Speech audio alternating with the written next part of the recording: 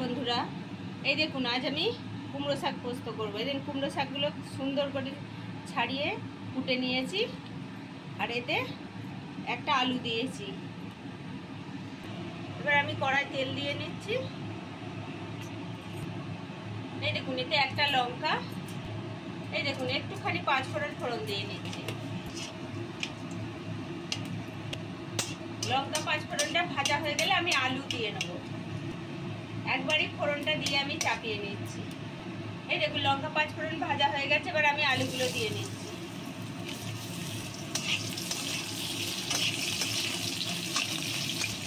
আলুগুলো একটু লাল লাল করে ভেজে নেব। এই দেখুন বন্ধুরা, আমার আলুগুলো লাল লাল করে ভাজা হয়ে গেছে, এবার আমি শাকটা দিয়ে নিচ্ছি। দেখুন শাকগুলো অল্প করে ভেজে নেবো এর সঙ্গে।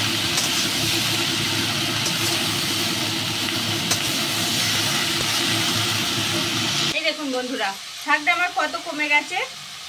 এবার আমি এতে সামান্য লঙ্কা গুঁড়ো দিয়ে নিলাম, আর খুব সামান্য হলুদ দিচ্ছি। এবার এটাকে সব মিশিয়ে দিচ্ছি একসঙ্গে। এই দেখুন পরিমাণ মতো নুন দিয়ে নিলাম। এই দেখুন শাক থেকে জল বেরোচ্ছে, দেখছেন। এবার আমি খুব অল্প পরিমাণে জল দেবো, দিয়ে এটাকে চাপা দিয়ে দেবো। এই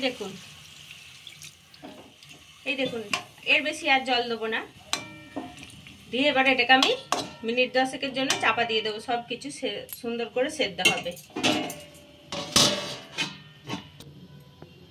এই দেখুন এতটা পরিমাণ পোস্ত,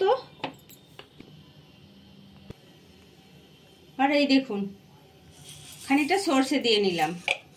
এই দেখুন খুব বেশি ঝাল হবে না, 5টা লঙ্কা দিচ্ছি, কাঁচা লঙ্কা। এবার আমি সুন্দর করে বেটে নিয়ে আসছি এটাকে। এই দেখুন বন্ধুরা, আমি মশলাটা খুব সুন্দর করে বেটে নিয়ে চলে এসেছি। এই দেখুন একবার খুলে আমি দেখে নিচ্ছি কতটা সেদ্ধ হয়েছে। দেখছেন খুব সুন্দর আলু ভালু সেদ্ধ হয়ে গেছে। আর একটুখানি পর আমি পোস্তটা দেবো। এই দেখুন বন্ধুরা, আমি এবার পোস্ত বাটাটা দিয়ে নিচ্ছি, সর্ষে পোস্ত বাটা দিয়ে নিচ্ছি।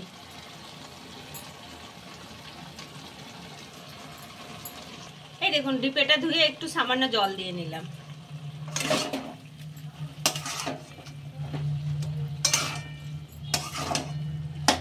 এই দেখুন কুমড়ো শাক বড়া দিয়ে, বেসন বড়া দিয়ে ঝাল করলেও খেতে ভালো লাগে, কিন্তু আজকে আমার ছেলে মেয়ে বলে যে পোস্ত দিয়ে খাবো, ওই জন্য আমি পোস্ত দিয়ে করছি।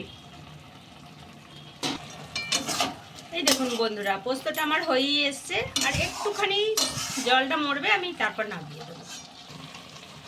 এই দেখুন বন্ধুরা, একটুখানি কাঁচা সরষের তেল দিয়ে দিচ্ছি, দিয়ে একটুখানি নেড়ে আমি নামিয়ে দেবো।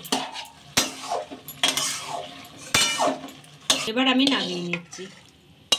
এই দেখুন বন্ধুরা, এরকম যদি কুমড়ো শাক পোস্ত খান, দেখবেন শুধু এই দিয়েই ভাত খাওয়া হয়ে যাবে। আর যদি আপনাদের দেখতে ভালো লাগে, তাহলে একটা লাইক করবেন, শেয়ার করবেন, কমেন্ট করবেন, আর সবাই মিলে সাবস্ক্রাইব করবেন।